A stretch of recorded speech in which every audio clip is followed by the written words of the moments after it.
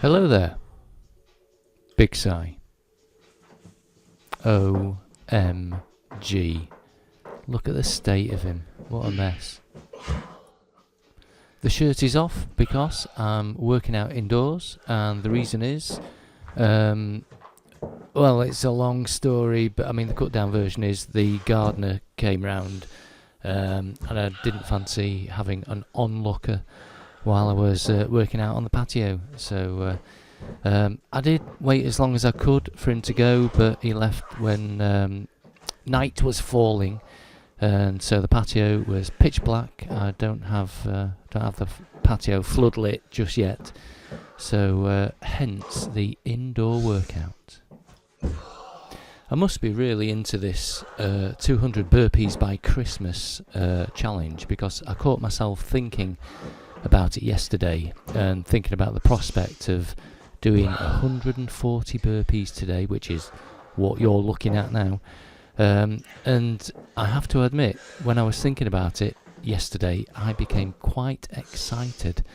So imagine a small child with the promise of going to the fair or getting an ice cream, not just an ordinary ice cream, but maybe a Magnum with like thick chocolate, kind of thick chocolate you can hear snapping across the room, that kind of ice cream. So yeah, I was so excited about having to do 140 burpees today. I started planning out my evening. I was thinking, yeah, get a good night's sleep, do a bit of carb loading by having an extra bowl of porridge before I go to bed, get the prep in place, and tomorrow I can smash it. However, reality and expectations did not match, because may have mentioned this before, but I'm having a lot of stress from work, and it caught up with me yesterday. Here come the excuses. I've got some alcohol lying around. Excuse me. I'd only got the alcohol in to feed the Christmas cake that I'd made, but that's another story. So yeah, I had some alcohol last night, and due to last night's excesses, I felt dog rough today, all day in fact, and that's one of the reasons why I was putting off doing this workout for as long as possible. So this workout turned out to be hell on earth. What I would say is that there is no better encouragement for giving up alcohol than forcing yourself to train while you're hungover. It's just a horrible experience. I nearly called it off, and I don't think I would have felt too bad about calling it off either. I felt quite justified, given how ill I felt. But, I pushed through. Something drove me on. And actually, I'm glad it did, because once I'd finished, I did have quite a sense of achievement. I was a little concerned about trampling dirt all over the carpet, from my shoes, but as luck would have it, I found a pair of, I suppose you call them deck shoes, that I bought, I think 3 years ago, and I've never worn. They've never been outside. So that is what you see me modelling now. I didn't even feel too bad about the banging about on the creaky floorboards, because my partner's out, so unless she watches this video, then she'll never know. So, what is it that's stressing you out at work, I hear you ask? Well, I've got a new job, and I handed my notice in at my current job and calculated the end date based on a 3-month notice period, only to discover that actually my notice period is 6 months, but I have a start date at my new job. So what's gonna happen? Well, there's the source of stress in a nutshell. It's the worry, because my current employer, they've got form in making employees' lives difficult. So there's the worry about what's going to happen there. I mean, I know these are all excuses. I didn't have to drink the alcohol last night, but I did, like a child. Well, obviously, children don't drink alcohol, or shouldn't. And I suppose it's also galling, like the nerve of these guys to impose a 6-month notice period on. I mean, I'm not on the board or anything. I don't hold a position of any kind of authority. And all a 6-month notice period does is make me unattractive to prospective future employers, doesn't it?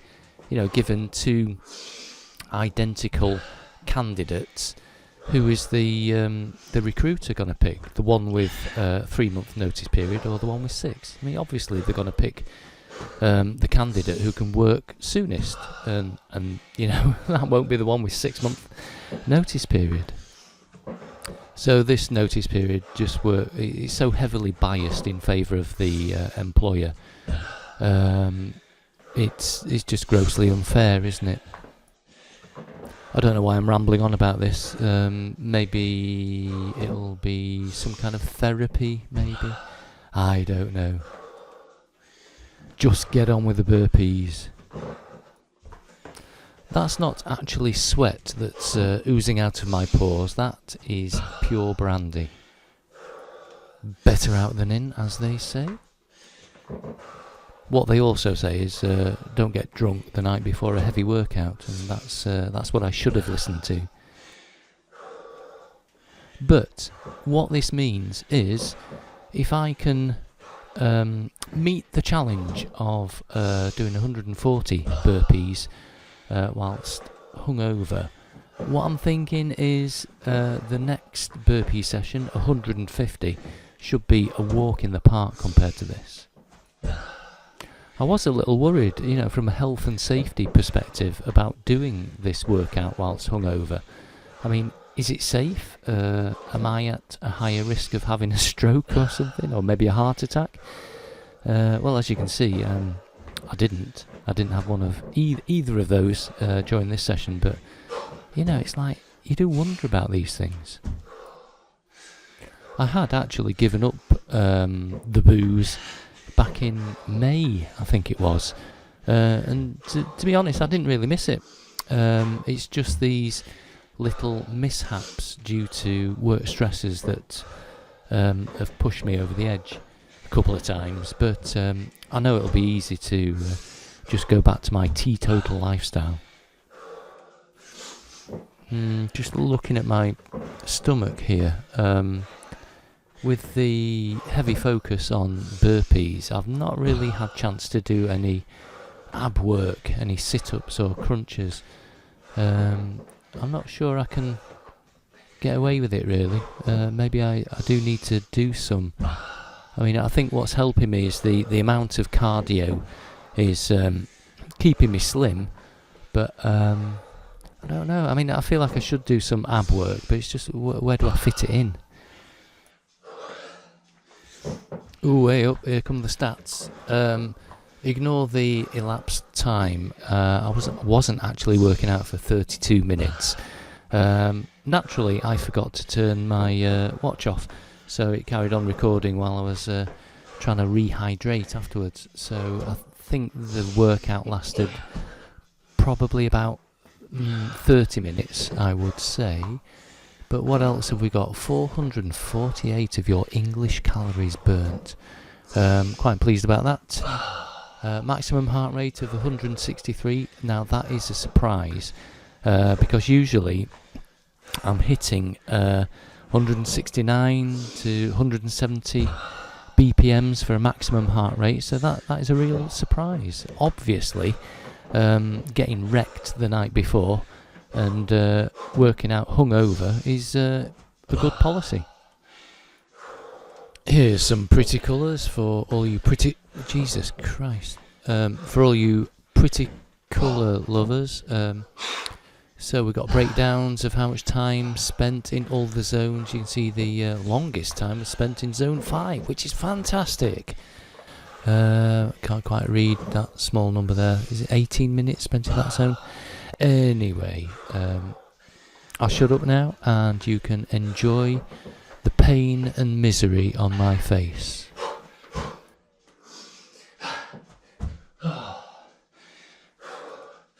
It's 50. 50.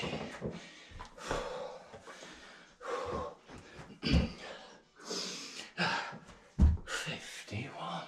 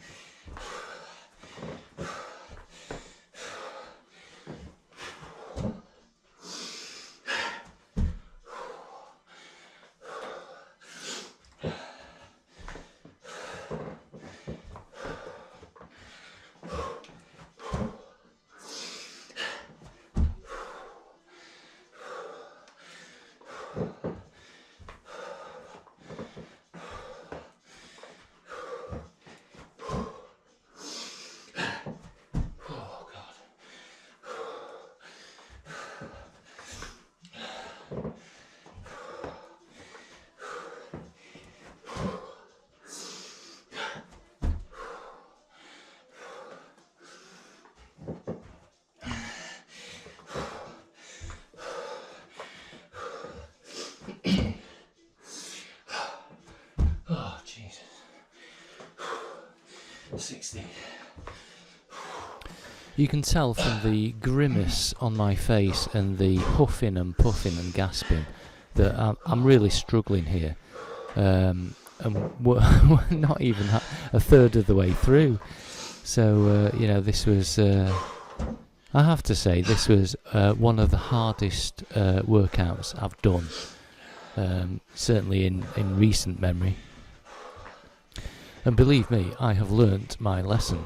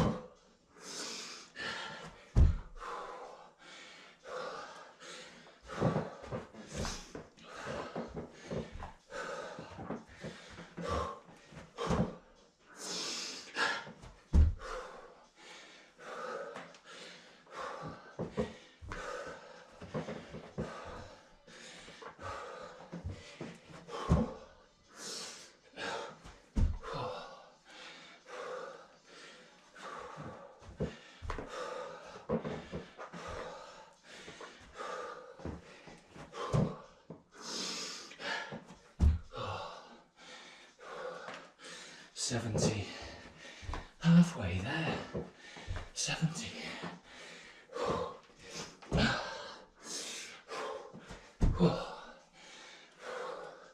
71. I'm over halfway there.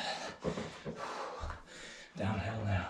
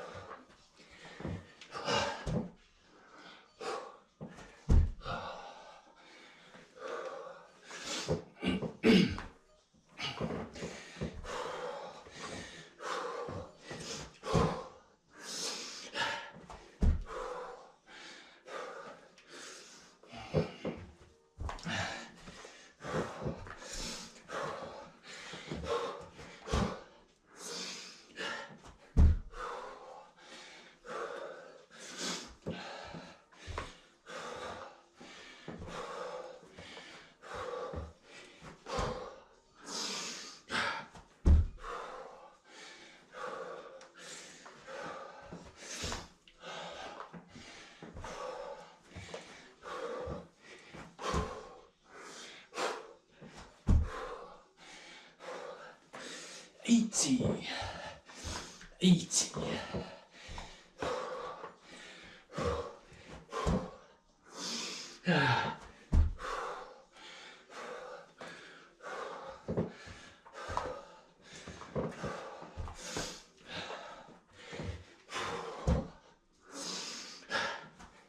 Oh, Jesus.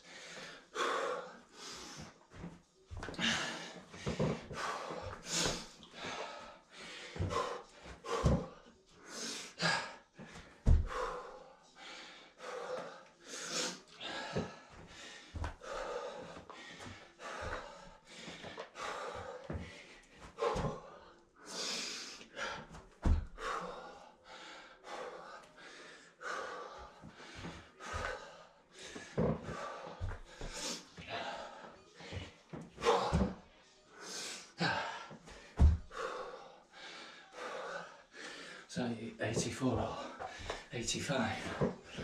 I think it was 85. But just in case, let's do another 85. 85. Definitely 86.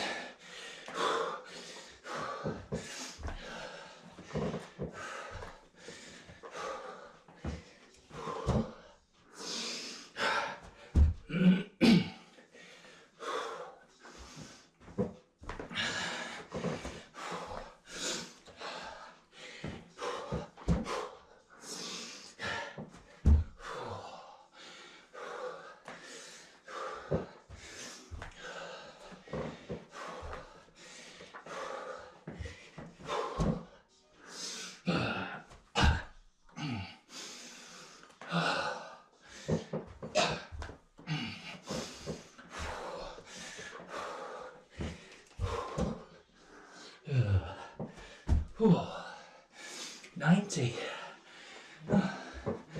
Only another 50.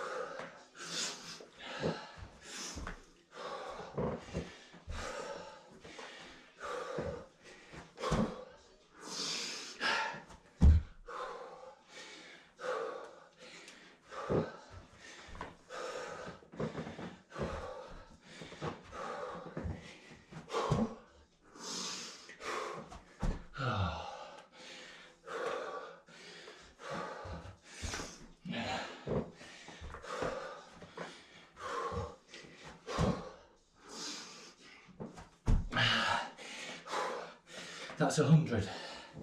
40 to go.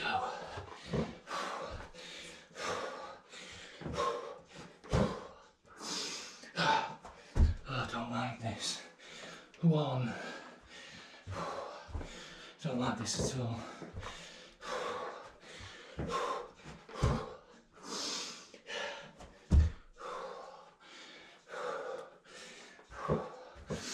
2. 3.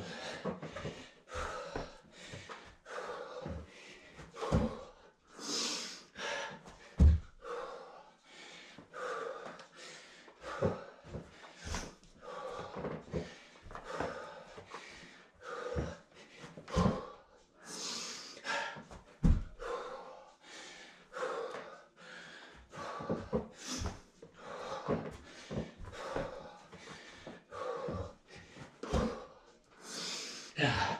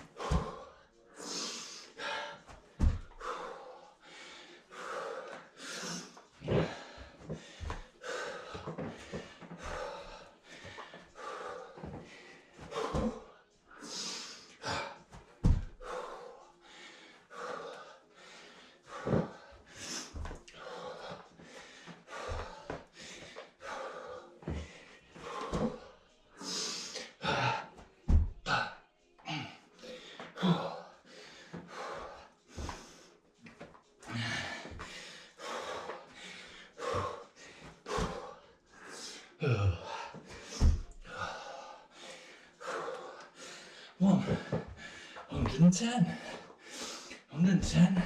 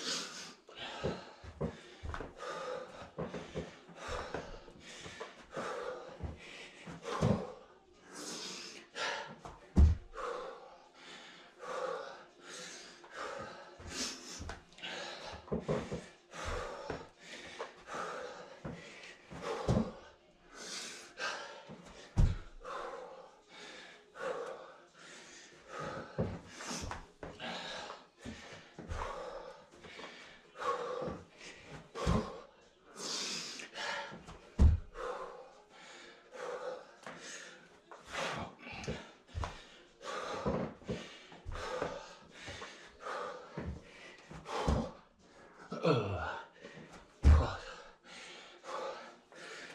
120. 20 to go.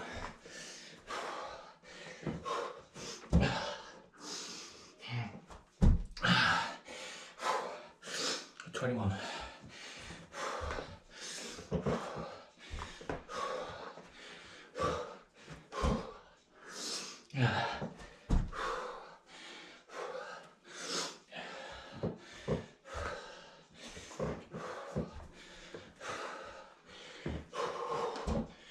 Oh.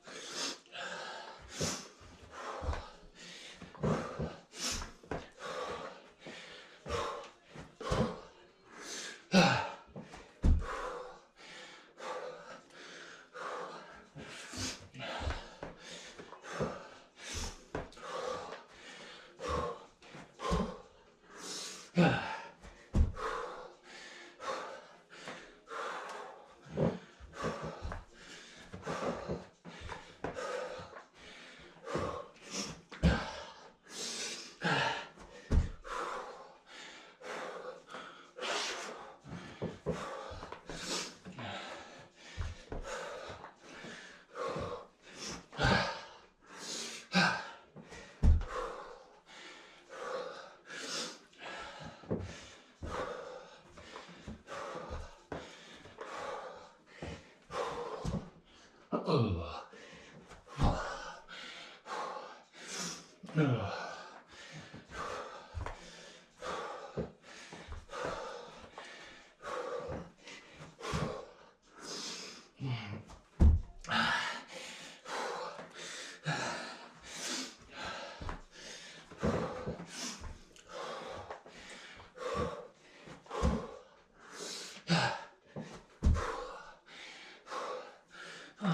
lost count again. I think that was 130. Let's do it again. That was definitely 130.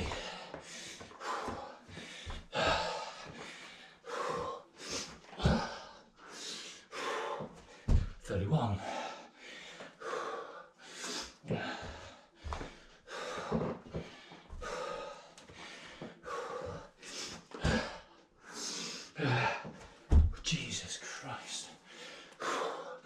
32.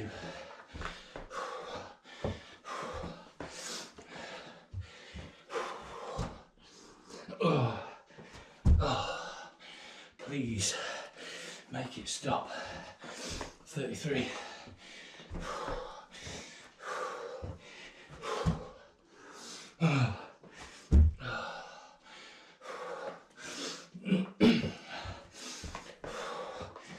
34.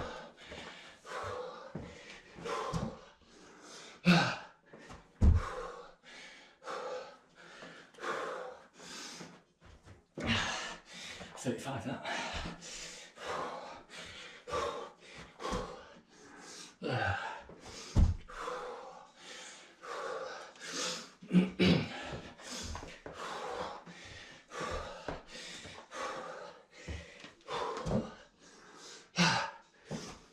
37.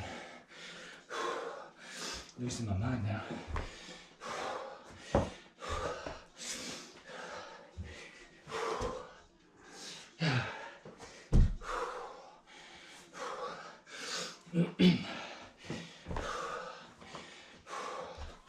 38.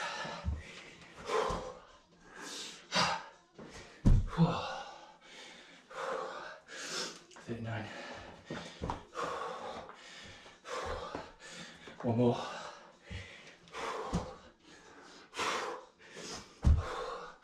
Or is it? Let's do 2 more for Mr. Manners. Oh, yes.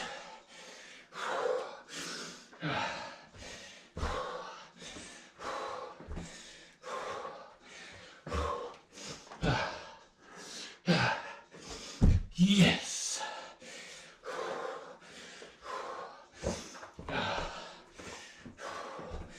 Oh, can I vomit now? Jesus. Oh, God.